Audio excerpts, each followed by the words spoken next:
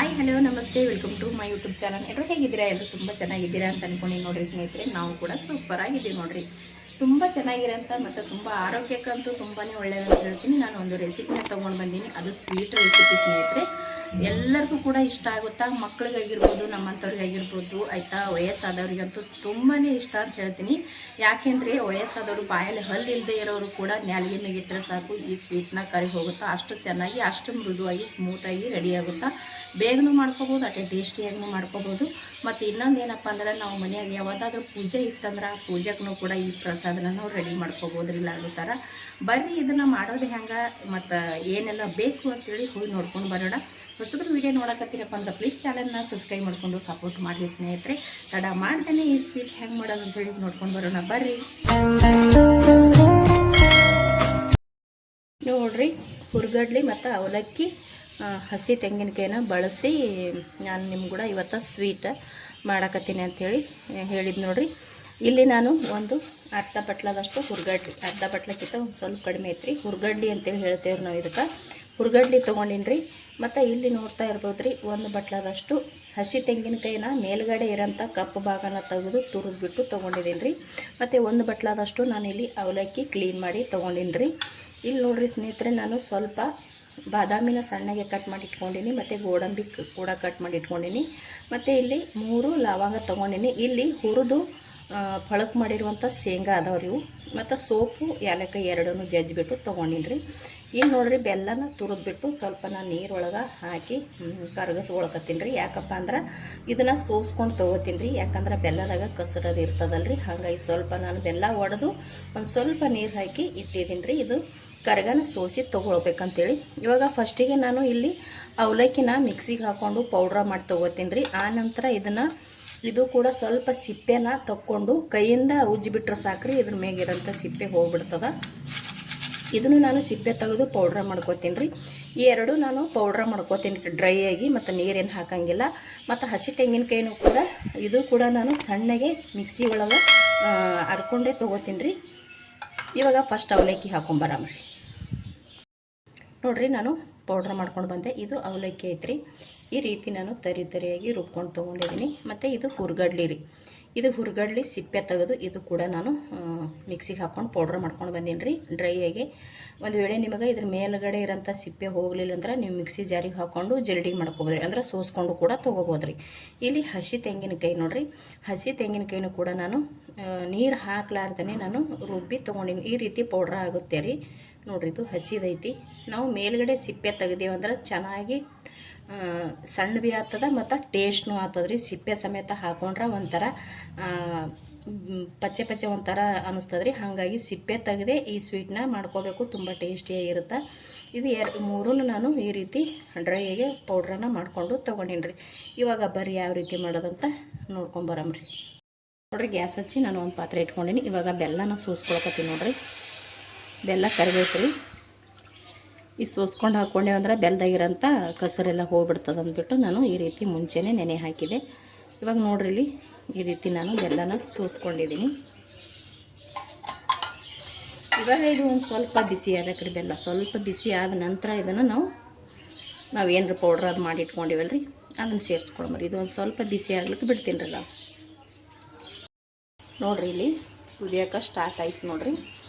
ಇವಾಗ ನಾನಿಲ್ಲಿ ಇದು ಏನು ಹಣದು ಬರಬೇಕಂತೇನಿಲ್ಲ ರೀ, ಸುಮ್ಮನೆ ನಾವು ಇದು ಬೆಲ್ಲನ ಸೋಸ್ಕೊಂಡ್ಬಿಟ್ಟು ಈ ರೀತಿ ಕುದಿಸ್ಕೊಂಡ್ರೆ ರೆಡಿಯಾಗಿ ಹೋಗುತ್ತೆ ನೋಡಿರಿ. ಚೆನ್ನಾಗಿ ಇವಾಗ ಈ ಬೆಲ್ಲನ ಕುದಿಯಕತ್ತದ ಸ್ನೇಹಿತರೆ. ನಿಮಗೆ ಬೆಲ್ಲ ಇಷ್ಟ ಇಲ್ಲಪ್ಪ ಅಂತಂದ್ರೆ ನೀವು ಸಕ್ಕರೆ ಹಾಕ್ಕೊಂಡು ಕೂಡ ಮಾಡ್ಕೋಬೋದು ರೀ. ನಾನಿಲ್ಲಿ ಬೆಲ್ಲ ಹಾಕ್ಕೊಂಡು ಮಾಡಕತ್ತೀನಿ ರೀ. ಇವಾಗ ಇದು ಕುದಿಯೋಕೆ ಸ್ಟಾರ್ಟ್ ಆಯ್ತು ನೋಡಿರಿ. ಇಲ್ಲಿ ನಾನು ಫಸ್ಟಿಗೆ ಅವಲಕ್ಕಿನ ಪೌಡ್ರ ಮಾಡಿ ತೊಗೊಂಡಿದ್ದೆ ನೋಡಿರಿ, ಒಂದು ಬಟ್ಲದಷ್ಟು. ಇದನ್ನು ನಾನು ಇಲ್ಲಿ ಸೇರಿಸ್ಕೊಳ್ತೀನಿ ನೋಡಿರಿ. ಇದು ಸೇರಿಸ್ಕೊಂಡ ನಂತರ ಇದನ್ನು ಚೆನ್ನಾಗಿ ಈ ರೀತಿ ನಾವು ಗಂಟೇನಾಗಂಗಿಲ್ಲ ರೀ, ಇದನ್ನು ಚೆನ್ನಾಗಿ ಆರಾಮಾಗಿ ತಿರುಗಿ ತೊಗೋಬೋದು. ಇವಾಗ ನಾನಿಲ್ಲಿ ಹುರ್ಗಡ್ಲೆ ಏನು ಪೌಡ್ರ ಮಾಡಿ ಇಟ್ಕೊಂಡಿದ್ದೆ ರೀ, ಅದನ್ನು ಸೇರಿಸ್ಕೊಳ್ಕತ್ತೀನಿ. ತುಂಬ ಅಂದ್ರೆ ತುಂಬ ಟೇಸ್ಟ್ ಆಗ್ತದ್ರಿ ಸ್ನೇಹಿತರೆ. ಹುರ್ಗಡ್ಲಿನ ಬಳಸಿ ಒಂದು ಸತಿ ನೀವು ಕೂಡ ಮಾಡಿ ನೋಡಿರಿ, ಭಾಳ ಟೇಸ್ಟಿಯಾಗಿರ್ತದೆ. ಮತ್ತು ಇದು ಮಕ್ಕಳಿಗೂ ಕೂಡ ತುಂಬಾ ಒಳ್ಳೇದಂತ ಹೇಳ್ತೀನಿ. ಮತ್ತು ಇಲ್ಲಿ ಕೊಬ್ಬರಿ ಹಾಕ್ಕೊಳಕತ್ತೀನಿ ನೋಡಿರಿ, ತುರಿದು ಅಂದ್ರೆ ಮಿಕ್ಸಿಗೆ ಹಾಕಿ ತೊಗೊಂಡಿರುವಂಥ ಹಸಿ ತೆಂಗಿನಕಾಯಿ. ಮಕ್ಕಳಿಗೂ ಕೂಡ ತುಂಬ ಒಳ್ಳೆಯದು. ಮತ್ತು ಇದು ವಯಸ್ಸಾದವರು ಕೂಡ ತಿನ್ಬೋದು ನೋಡಿರಿ. ಆರಾಮಾಗಿ ಬಾಯಲ್ಲಿ ಇಟ್ಟರೆ ಸಾಕು, ನಾಲ್ಗೆ ಮೇಲೆ ಕರಿಗೆ ಹೋಗುತ್ತಾ ಅಷ್ಟು ಚೆನ್ನಾಗಾಗುತ್ತಾ.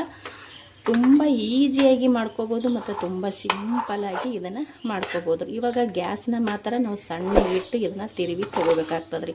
ನಾವು ಗ್ಯಾಸ್ ಫಾಸ್ಟ್ ಇಟ್ಟೇವಪ್ಪ ಅಂತಂದ್ರೆ ಹೊತ್ತು ಹೋಗ್ಬಿಡೋ ಚಾನ್ಸ್ ಇರ್ತೈತೆ ರೀ. ಇದಕ್ಕೆ ನಾನು ಏನು ಮಾಡ್ತೀನಿ, ಒಂದು ಸ್ವಲ್ಪ ತುಪ್ಪನ ಸೇರಿಸ್ಕೋತೀನಿ ರೀ. ಇವಾಗ ನೋಡಿರಿ, ಇಲ್ಲಿ ತುಪ್ಪ ತೊಗೊಂಡಿದ್ದೀನಿ ನಾನು. ತುಪ್ಪ ಹಾಕ್ಕೊಳಕತ್ತೀನಿ. ತುಪ್ಪ ಹಾಕ್ಕೊಂಡು ಈ ಸ್ವೀಟನ್ನ ಮಾಡ್ತೀವಿ ಅಂದ್ರೆ ತುಂಬ ಅಂದರೆ ತುಂಬ ಚೆನ್ನಾಗಿರುತ್ತೆ.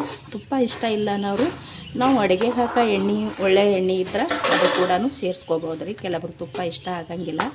ಇದನ್ನು ನಾನು ಇವಾಗ ಸ್ವಲ್ಪ ಚೆನ್ನಾಗಿ ಮಿಕ್ಸ್ ಮಾಡಿಕೊಂಡು ತೊಗೋತೀನಿ ನೋಡಿರಿ. ನಾನು ಇದನ್ನು ಮೇಲ್ಗಡೆ ಮುಚ್ಚಿಬಿಟ್ಟು ಒಂದು ಸ್ವಲ್ಪ ಉಮ್ಗೈಸ್ಕೊಂಡು ತೊಗೊಂಡಿದ್ರಿ. ಅಂದ್ರೆ ನಾವು ಅವಲಕ್ಕಿನ ಹಾಕಿರ್ತೀವಲ್ರಿ, ನಾವು ಗ್ಯಾಸ್ನ ಸಣ್ಣಗಿಟ್ಟು ಒಂದು ಸ್ವಲ್ಪ ಇದನ್ನು ಬೇಯಿಸ್ಕೊಂಡು ತೊಗೋಬೇಕಾಗ್ತದೆ. ಅಂದರೆ ಉಮ್ಗೈಸ್ಗೆ ಹೋಗ್ಬೇಕಾಗ್ತದೆ ರೀ. ತುಂಬ ಬೇಗ ಆಗ್ತದೆ ರೀ. ಇವಾಗ ನೋಡಿರಿ ಸ್ನೇಹಿತರೆ, ನಾನು ಸೈಡಿಗೆ ಆಲ್ರೆಡಿ ಸ್ವಲ್ಪ ತುಪ್ಪನ ಹಾಕ್ಕೊಂಡು ನಾನೇನು ತೊಗೊಂಡಿದ್ದೆ ನೋಡಿರಿ, ಗೋಡಂಬಿ ಮತ್ತು ಬಾದಾಮಿ ಮತ್ತು 3 ಲವಂಗನ ತೊಗೊಂಡಿದ್ದೆ ನೋಡಿರಿ. ಲವಂಗ ಮತ್ತು ತೊಗೊಂಡಿರುವಂಥ ಶೇಂಗಾನು ಇದಿಷ್ಟನ್ನು ನಾನು ತುಪ್ಪದೊಳಗೆ ಫ್ರೈ ಮಾಡ್ಕೊಂಡೆ ರೀ. ನಾನು ಫ್ರೈ ಮಾಡ್ಕೊಳ್ಳೋದನ್ನು ತೋರಿಸ್ಲಿಲ್ಲ ರೀ, ತುಂಬ ದೊಡ್ಡದಾಗ್ತದೆ ಅಂತ ಹೇಳ್ಬಿಟ್ಟು. ಇವಾಗ ಸೋಪು ಮತ್ತು ಏಲಕ್ಕಾಯಿ ಜಜ್ಜಿಬಿಟ್ಟು ತೊಗೊಂಡಿದ್ದೆ ನೋಡಿರಿ, ಅದು ಕೂಡ ಇವಾಗ ಸೇರಿಸ್ಕೊಳಕತ್ತೀನಿ ರೀ. ನಾನು ಇನ್ನೂ ಗ್ಯಾಸ ಆನ್ ಇಟ್ಟೀನಿ ರೀ, ಅಂದ್ರೆ ಸಣ್ಣ ಇಟ್ಬಿಟ್ಟಿನಿ. ಇವಾಗ ನಾವು ಏನು ಫ್ರೈ ಮಾಡ್ಕೊಂಡಿರುವಂಥ ಗೋಡಂಬಿ, ಬಾದಾಮಿ, ಶೇಂಗಾ ಮತ್ತು ಲವಂಗನ ಹಾಕ್ಕೊಂಡೆ ನೋಡಿರಿ. ಸೋಪು ಅದು ಇದು ಹಾಕ್ಕೊಂಡು ಸ್ವಲ್ಪ ಎಲ್ಲ ಕಡೆ ಮಿಕ್ಸ್ ಆಗಂಗೆ ತಿರುವಿ ತೊಗೊಳಮರಿ. ಇದು ನೀವು ಲಾಡು ಥರನೂ ಮಾಡ್ಕೋಬೋದು ರೀ, ಅಥವಾ ನೀವು ಯಾವ ರೀತಿ ನಿಮ್ಗೆ ಬೇಕೋ ಆ ರೀತಿ ಇದನ್ನು ಸ್ವೀಟ್ನ ರೆಡಿ ಮಾಡ್ಕೋಬೋದು ನೋಡಿರಿ. ತುಂಬ ಒಳ್ಳೆಯದು. ನಾವಾಗೆ ಹೇಳ್ದಂಗೆ ಬಾಯಲ್ಲಿ ಇಟ್ಟರೆ ಸಾಕು ಕರಗಿ ಹೋಗ್ತದ್ರೆ, ಅಷ್ಟು ಚೆನ್ನಾಗಿರುತ್ತೆ ನೋಡಿರಿ. ಇದು ಚೆನ್ನಾಗಿ ನಾನು ಎಲ್ಲ ಕಡೆ ಮಿಕ್ಸ್ ಮಾಡ್ಕೊಳಕತ್ತೀನಿ ರೀ. ಮತ್ತು ಬೇಗನೂ ಆಗಿ ಹೋಗ್ತದೆ ರೀ. ತುಂಬ ಅಂದರೆ ತುಂಬ ಚೆನ್ನಾಗಿರುತ್ತೆ. ಇದು ನೀವು ಮನೆಯಲ್ಲಿ ಏನಾರು ಪೂಜೆ ಅದಿತ್ತಪ್ಪ ಅಂದ್ರೆ ಪೂಜೆಗೂ ಪ್ರಸಾದನ ಮಾಡ್ಕೋಬೋದು ನೋಡಿರಿ. ಈ ರೀತಿ ಪ್ರಸಾದ ಕೂಡ ಮಾಡ್ಕೋಬೋದು, ತುಂಬ ಚೆನ್ನಾಗಿರುತ್ತೆ ರೀ ಇದು. ಇದಕ್ಕೆ ನಾನು ಇವಾಗೆಲ್ಲನೂ ಹಾಕ್ಕೊಂಡೆ ನೋಡಿರಿ, ಗೋಡಂಬಿ ಅದು, ತುಪ್ಪ ಅದು ಮತ್ತೊಂದಿಷ್ಟು. ಇದಕ್ಕೆ ನಾನು ಇನ್ನೂ ಒಂದು ಸ್ವಲ್ಪ ಇದನ್ನು ಮುಚ್ಚಿ ಅಂದ್ರೆ ಉಮ್ಗೈಸ್ತೀನಿ ರೀ. ಇದು ರೆಡಿ ಐತೆ ರೀ. ನಾನು ಇವಾಗ ಗ್ಯಾಸ್ನ ಬಂದ್ ಮಾಡ್ಕೊಂಡ್ಬಿಡ್ತೀನಿ. ಬಂದ್ ಮಾಡ್ಕೊಂಡ್ಬಿಟ್ಟು ಕೆಳಗೆ ತೊಗೊಂಡ್ಬಿಡೋದು.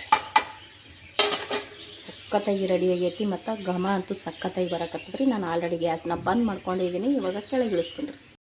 ನೋಡಿರಿ, ನಾನು ಈಗ ಒಂದು ಪ್ಲೇಟಿಗೆ ತೊಗೊಂಡ್ಬಿಟ್ಟೀನಿ ರೀ. ಯಾಕಂದ್ರೆ ಸ್ವಲ್ಪ ತಣ್ಣಗಾಗ್ಬಿಡ್ಲಿ ಅಂದ್ಬಿಟ್ಟು ಒಂದು ಸ್ವಲ್ಪ ತಣ್ಣಗಾಗನ ಎಲ್ಲನೂ ಚೆನ್ನಾಗಿ ಕೈಯಿಂದ ಮಿಕ್ಸ್ ಮಾಡಿ ಕಲಿಸ್ಕೋಬೇಕು ರೀ.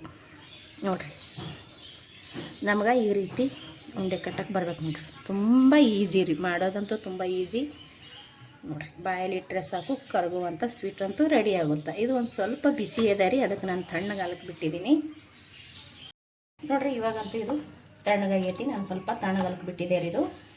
ಇವಾಗ ನೋಡಿರಿ, ನಾನಿಲ್ಲಿ ಲಾಡು ಮಾಡ್ಕೊಳಕತ್ತೀನಿ ನೋಡಿರಿ. ನಾನು ಅವಾಗೇ ಹೇಳ್ದಂಗೆ ನಿಮ್ಗೆ ಲಾಡು ಇದ್ರೆ, ಲಾಡು ಇಷ್ಟ ಇದ್ರೆ ಲಾಡು ಥರ ಮಾಡ್ಕೊರಿ. ಮತ್ತು ಇನ್ನೊಂದು ಏನಪ್ಪ ಅಂತಂದ್ರೆ, ಒಂದು ಸ್ವಲ್ಪ ಒಂದು ಪ್ಲೇಟ್ ಒಳಗೆ ಹಾಕಿ ಚೌಕಾಗೆ ಮಾಡಿಕೊಂಡು ನಾವು ಇವಾಗ ಕರದಂಟನ ಮಾಡ್ಕೊತೇವೆ ನೋಡಿರಿ, ಆ ರೀತಿ ಮಾಡ್ಕೊಂಡ್ರೂ ಬರ್ತೈತೆ ರೀ. ನೋಡಿರಿ, ಇಲ್ಲಿ ನಾನು ಗೋಲೆಗೆ ಈ ರೀತಿ ಲಾಡು ಮಾಡ್ಕೊಳಕತ್ತೀನಿ ನೋಡಿರಿ. ಈ ರೀತಿ ನಾನು ಈ ಸೈಜ್ನಾಗ ಈ ರೀತಿ ಲಾಡು ಮಾಡಕತ್ತೀನಿ. ತುಂಬ ಅಂದರೆ ತುಂಬ ಚೆನ್ನಾಗಿರ್ತಾವೆ ರೀ ಸ್ನೇಹಿತರೆ. ನಾನು ಅವಾಗ ಹೇಳ್ದಂಗೆ ಬಾಯಲ್ಲಿ ಇಟ್ಟರೆ ಸಾಕು ಕರಗುವಂಥ ಹಣ್ಣು ವಯಸ್ಸಾದವರು ಕೂಡ ಆರಾಮಾಗಿ ತಿನ್ಬೋದು. ಹಲ್ಲು ಇಲ್ಲದೆ ಇರೋರು ಕೂಡ, ವಯಸ್ಸಾದವರು ಹಿರಿಯರು ಇರ್ತಾರೆ ನೋಡಿರಿ, ಅಂಥವ್ರು ಹಲ್ಲು ಇಲ್ಲಾರ್ದವರು ಕೂಡ ಇದನ್ನು ಆರಾಮಾಗಿ ತಿನ್ಬೋದು. ಬಾಯಲ್ಲಿ ಇಟ್ಟರೆ ಸಾಕು ನಾಲಿಗೆ ಮೇಲೆ ಕರಗಿ ಹೋಗುತ್ತೆ. ಮಕ್ಕಳಿಗಂತೂ ತುಂಬ ಒಳ್ಳೆಯದು, ಹೆಲ್ದಿಯಾಗಿರೋಂಥ ಒಂದು ರೆಸಿಪಿನೇ ಅಂತ ಹೇಳ್ತೀನಿ. ಇದನ್ನು ತುಂಬ ಅಂದರೆ ತುಂಬ ಚೆನ್ನಾಗಿರುತ್ತೆ.